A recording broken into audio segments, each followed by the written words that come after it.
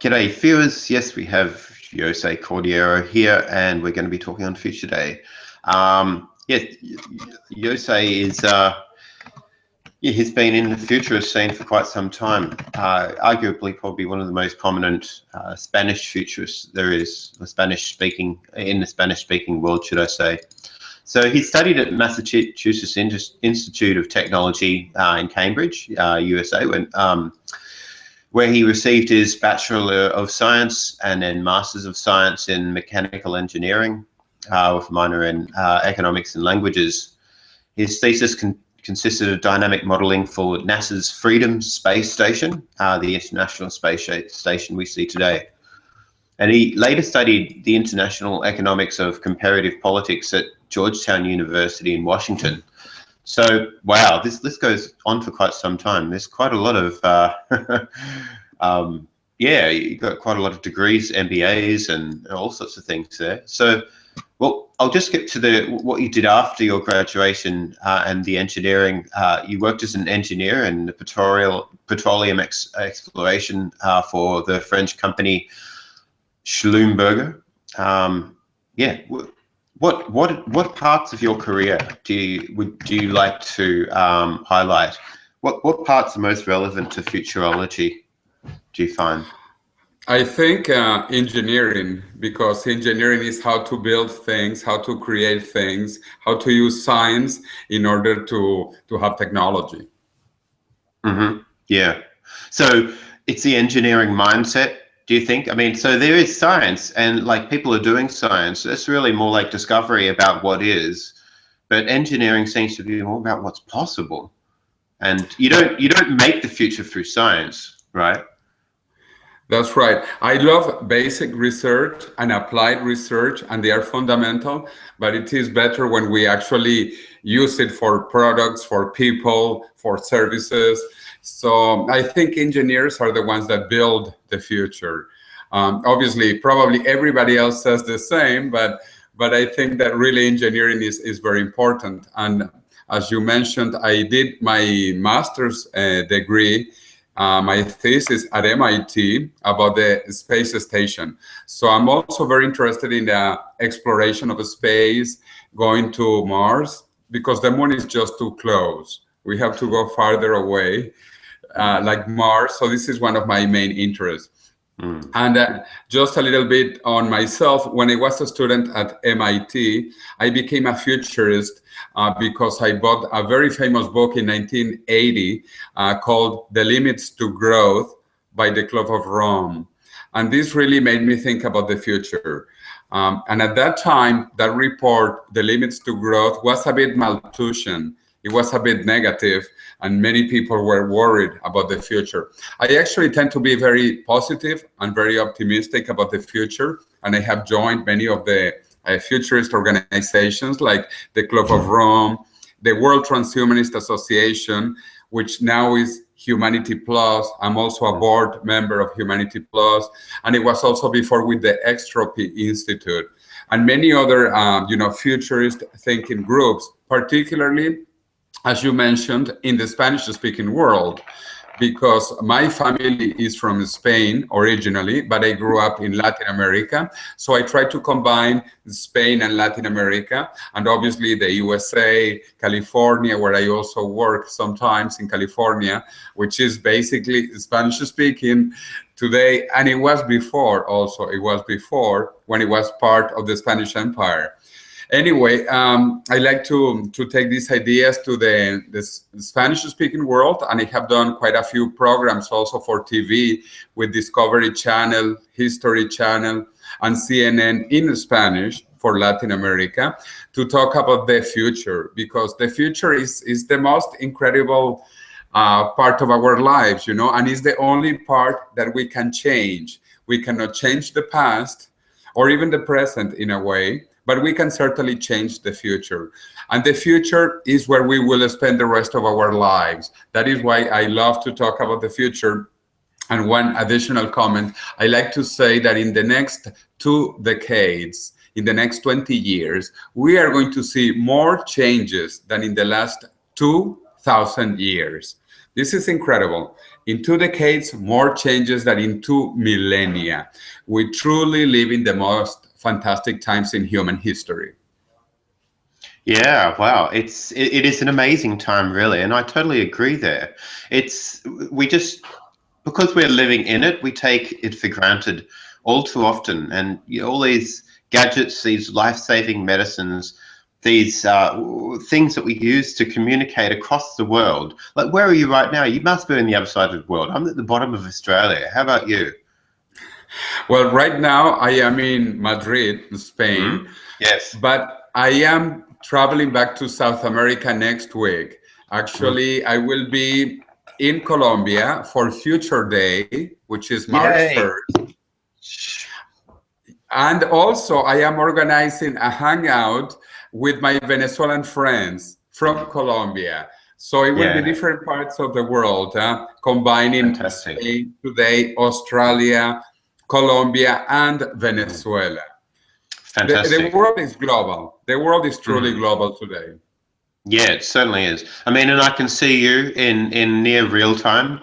Yeah, so the video connection is not perfect yet, but there's a bit of bandwidth issues at my house, but it's still pretty good. I can hear you, I can see you, and before this wasn't, less than 10, maybe 10 years ago, it was pretty unheard of that you could do this sort of thing, teleconference from your lounge room or your bedroom or from an office. So it's pretty amazing.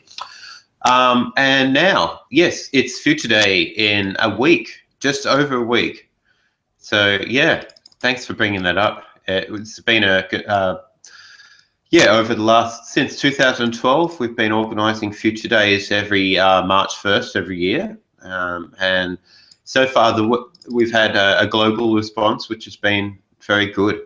We've had people from all over the world join in and celebrate the most amazing thing, and that is that we have a future and that the future is changing. So I'm quite excited about that. So what got you interested in Future Day? Like, where did you first hear about it? Oh, well, I'm involved also since the beginning because I am a member of Humanity Plus. Sure. And obviously the Millennium Project, and we have been helping a lot as well, and the World Future Society. So all these groups, Humanity Plus, the Millennium Project, World Future Society, have participated actively since the beginning.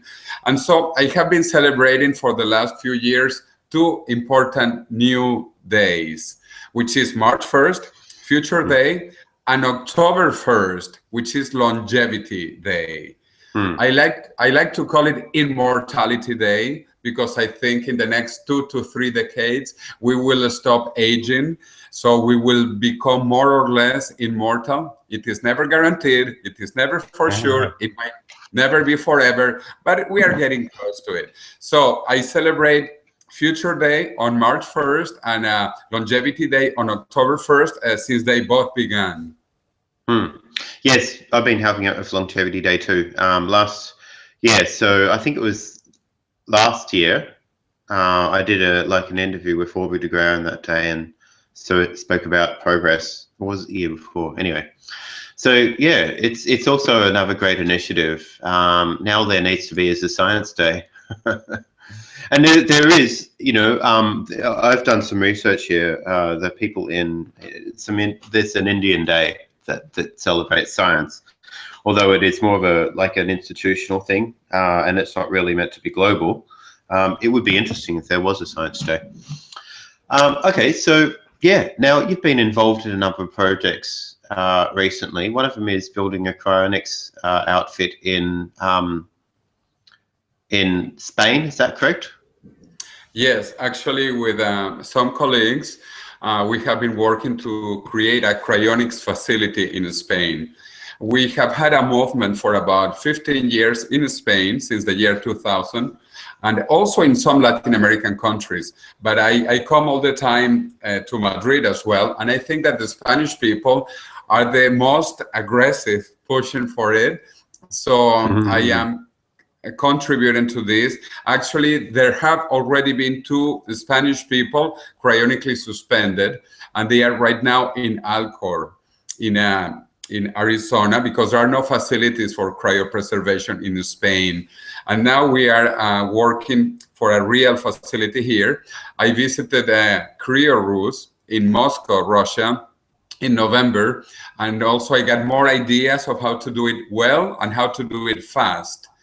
And I have been in touch with everybody in Alcor, Cryonics Institute, and in some small places which are relatively new, like one in Oregon, one in Germany, one in Argentina, and for what I understand, even in Australia. In Australia, there are a couple of brains who are cryonically suspended. Are you aware of that?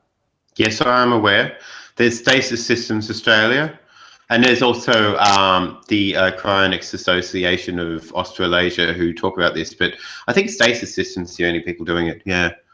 Oh, there's Neural Archive, should I say, yeah, as well, yeah. Both, well, yeah. I would be interested in getting in touch with them as well, because there are still very few. I'm happy to put you in touch. Please, because we are brand new at this, and even though we just suspended a brain, we have to send him to Germany, because in Spain there is no legality for this. According to Spanish law today, either you have to be buried or you have to be cremated. Those are the choices. So you cannot cryonically, which I think is the way of the future. But in the meantime, while we look at the legal situation and maybe changing some laws, we prefer to send the brain to Germany. Okay, right. So how do you keep the body in a state which is suspended once the person dies? Or do they go to Germany just before they die? Well, in our case, basically, we only did a neuro suspension. So we extracted the brain and then we froze the brain. We didn't use the body. Actually, the body was cremated because, you know, it is much more complex, much slower, and much expensive to do a whole body suspension. It is much faster, easier, better, cheaper, and probably reliable just to freeze the brain. And because we had an emergency situation and we didn't have experts to do a full perfusion or other things, we decided just to do the suspension of the brain. Right. Yeah. Okay. So, yeah, so you're also on the board of the Brain Preservation Foundation. So there's been some recent news of them having successfully, or 21st century medicine having successfully fulfilled all the requirements for the Brain Preservation Prize. And that was not a mouse brain, but actually a bigger brain. It was a rabbit brain. They say they've also done it with a pig, but that hasn't been fully tested yet. But the rabbit brain has been tested. And I was just speaking to Ken Hayworth about that. So that's pretty amazing. Have you got anything to say about that? It seems like it's a bit of a milestone. Well, it is fantastic. Actually, let me tell you, there are many news happening now about cryopreservation. Also in The Economist, the famous magazine The Economist, 2 weeks ago, there was a complete article about organ cryopreservation. And also they even quote some of my students from Singularity University. I'm also one of the yes. One of the founding faculty of Singularity University. And in the year 2012, we had a team of students who created the Organ Preservation Alliance. And the organ is highly featured in this article in The Economist. And also, in Spain, I'll tell you 2 more things that are happening. One engineer and one doctor actually have been working on cryopreservation of C. elegans. And they did a paper with Natasha Vitamour because they cryonically suspended some C. elegans, you know, these small nematodes, yes. Small worms, and they were frozen for some time, and then they were reanimated. And they remembered a few things like where to find the food, for example. It is hard to know or to measure the memory of a worm, but they did a very interesting analysis, and I think that they proved that the worms retain their memories when they are reanimated. So I think this is excellent. And then I have been working with the people here in Spain on these experiments.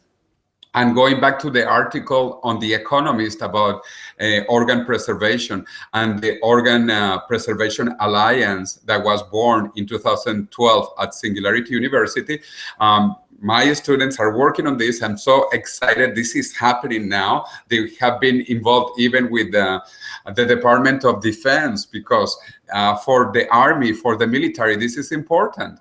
How can you preserve organs, not the whole body yet, but at least some organs? This is new, this is fantastic. And for the Brain Preservation Foundation, being able to show that a rabbit brain was basically completely suspended in good condition is good news, fantastic news. Yeah, so I mean, like, so this procedure, it involves what's the name of that chemical?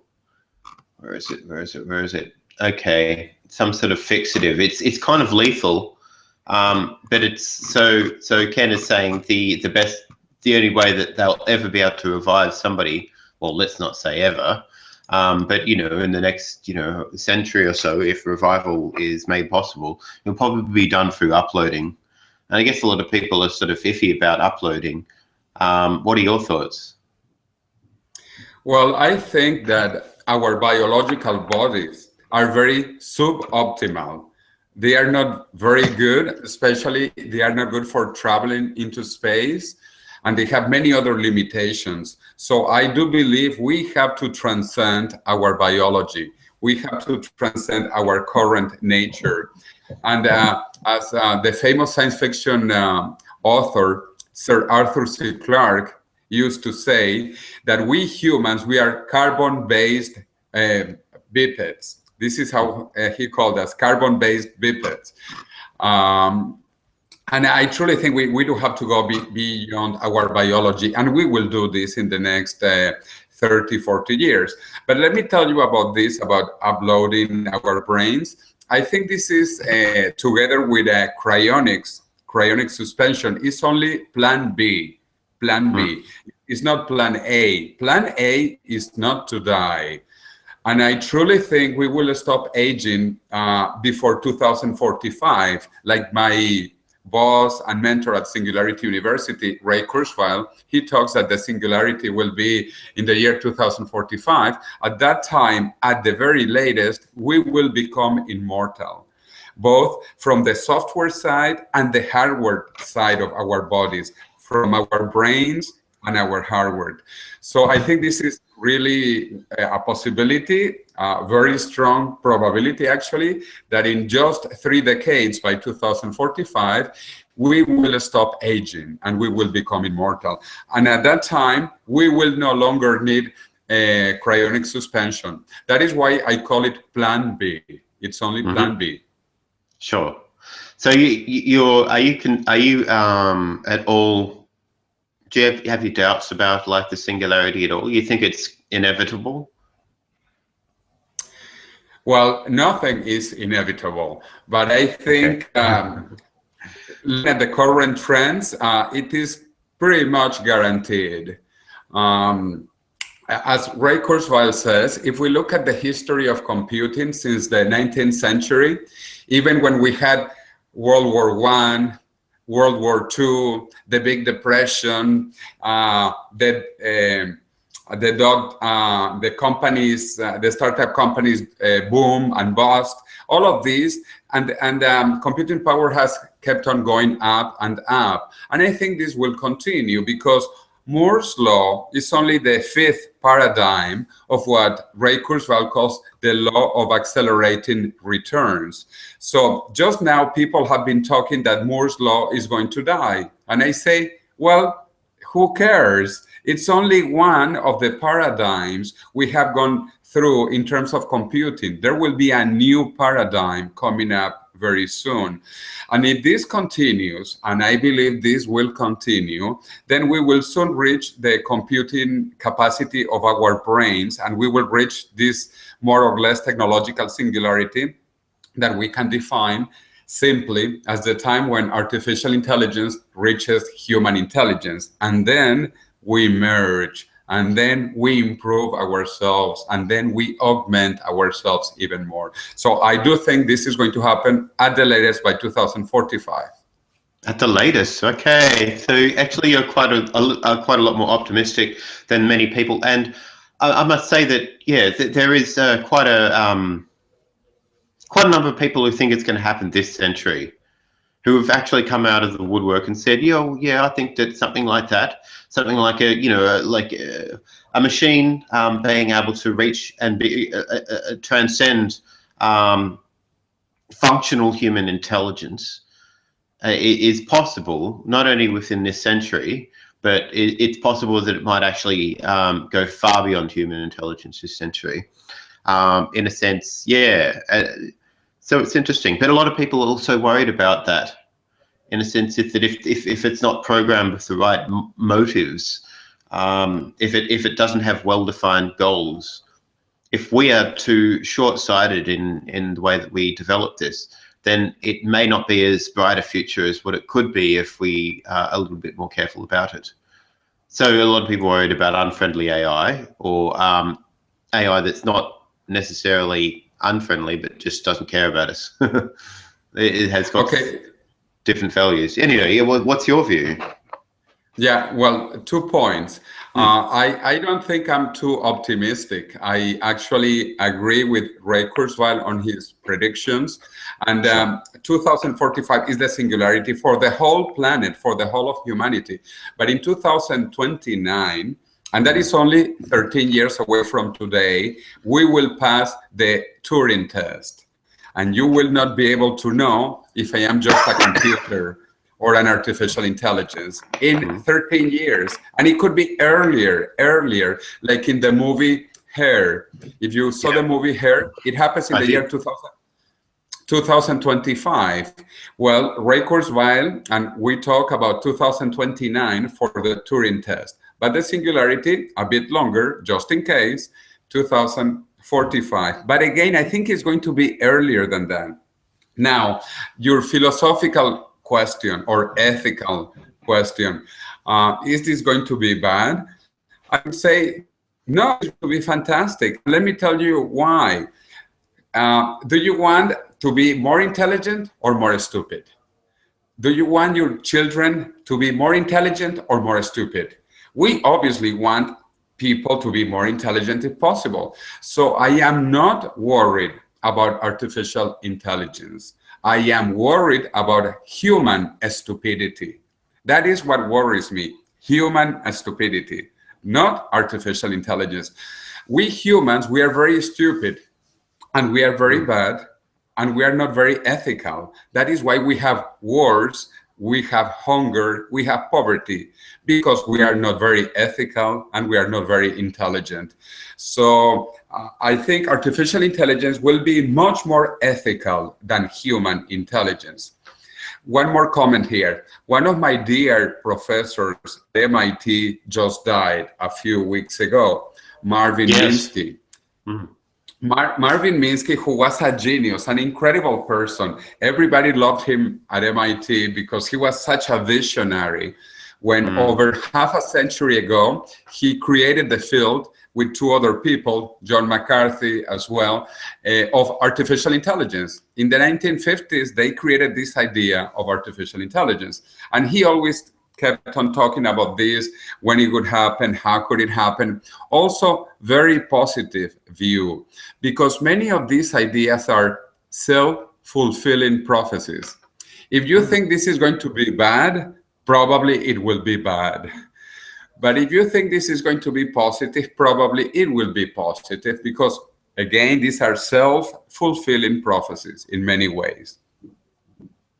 Yeah, he's an amazing contributor to the field of AI, Marvin Minsky.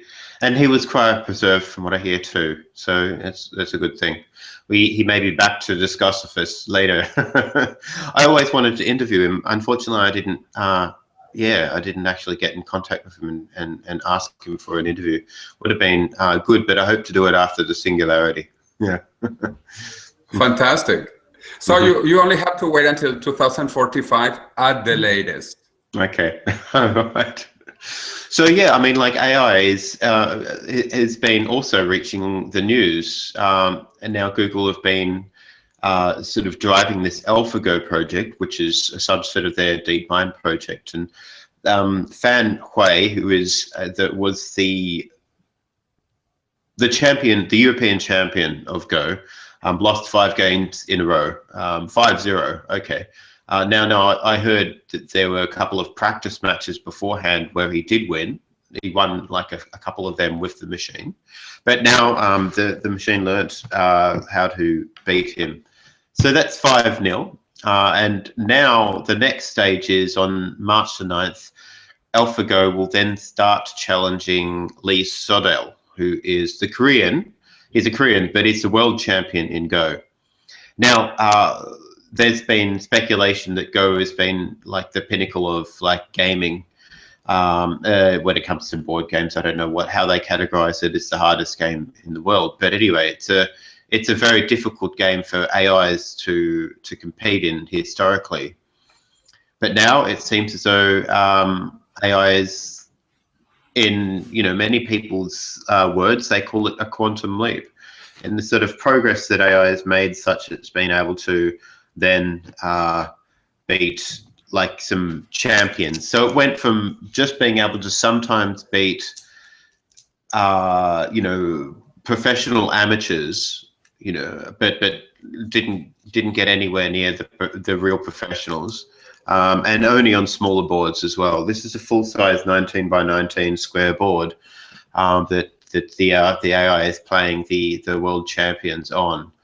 So it'd be interesting to see how this match turns out between AlphaGo, Google's DeepMind Go playing AI, and the world champion at the game that people thought wouldn't be accessible to AIs until 2026 or whatever, or even beyond.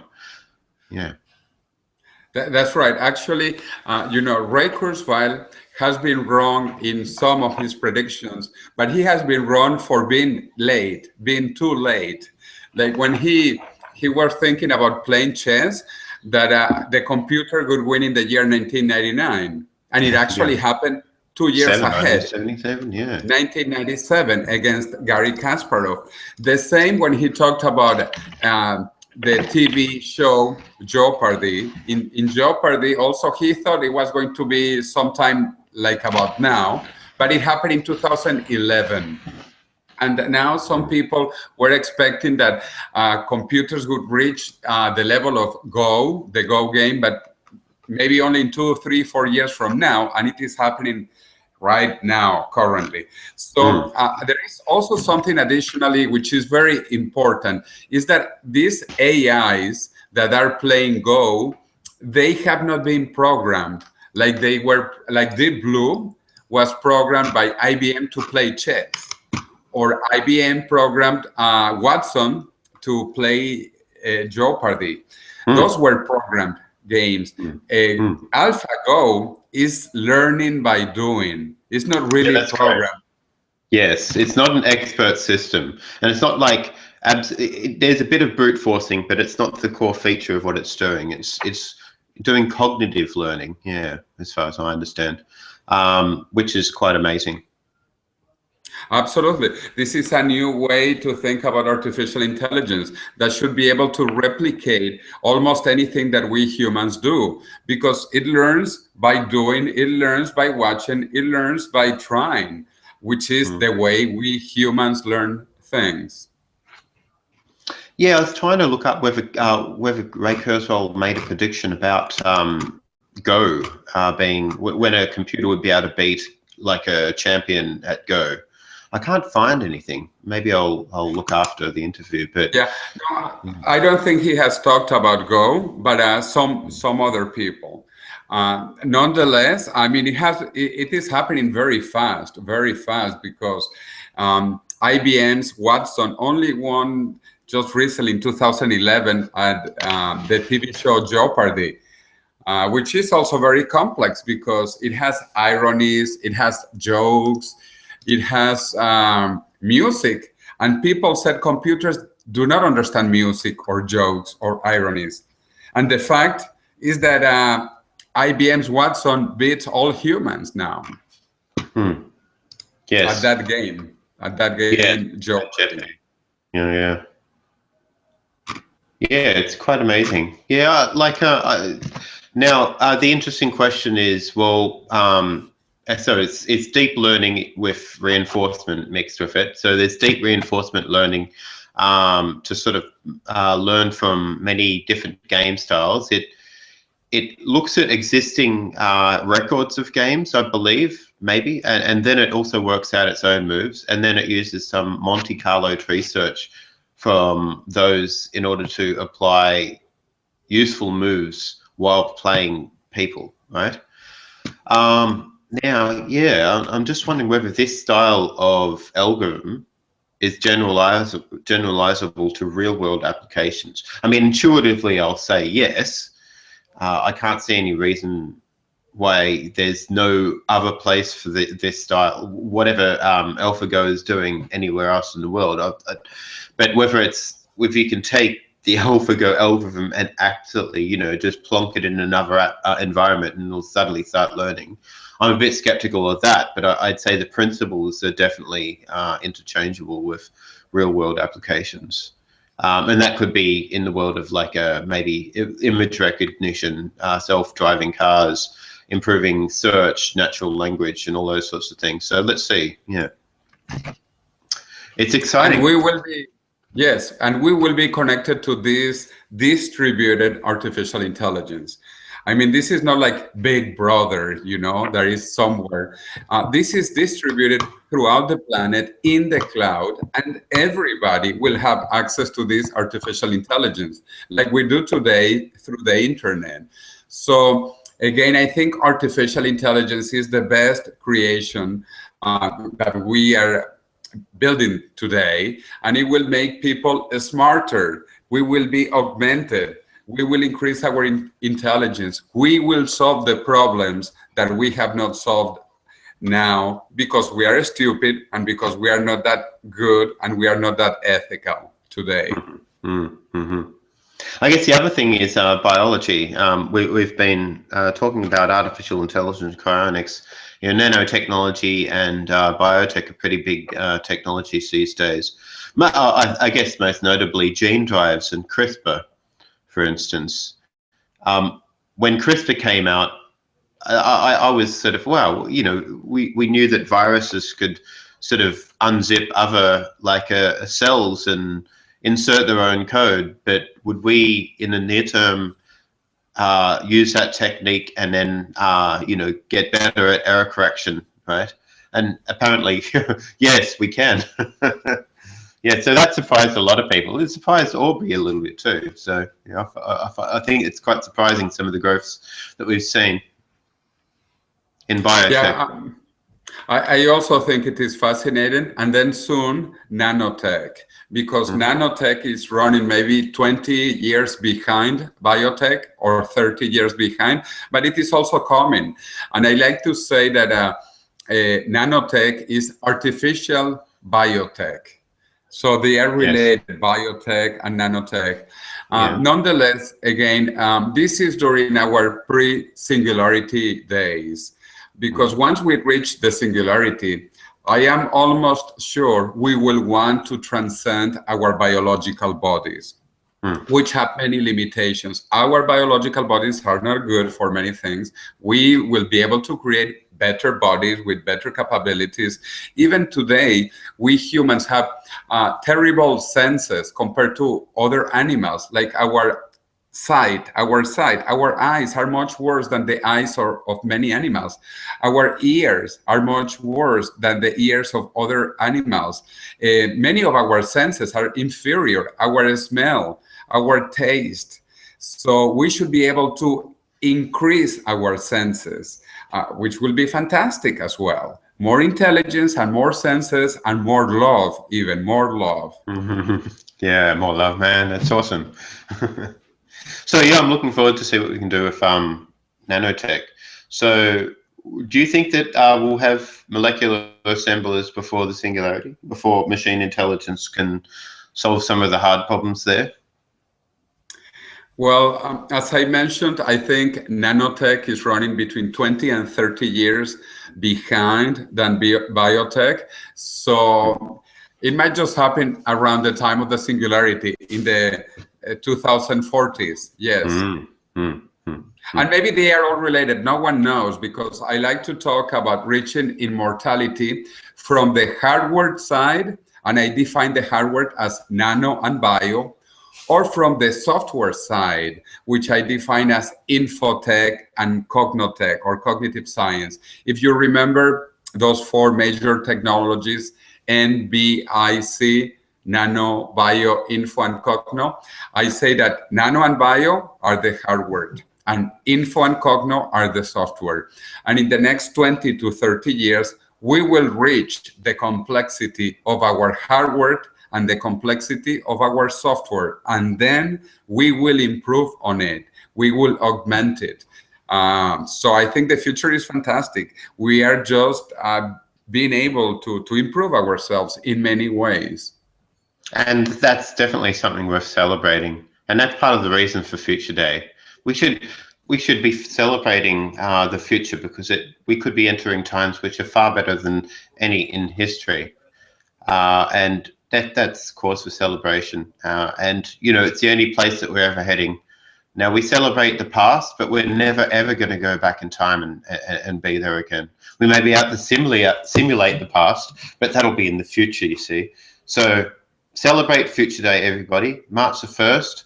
We're going to be doing it here in Australia. It'll be happening in Madrid as well. So yeah, it's an awesome initiative. Yeah, so it's been fantastic talking to you, and I'd really like to do it again sometime, you'd say. So yeah, it's been wonderful. If you've got anything concluding you'd like to add that I haven't asked you about, then now's the time. Well, as I said before, we truly live in the most incredible times, and the next 20 years will be much more fun, much faster than the last 2,000 years. So put your seatbelt on, because we are going to fly.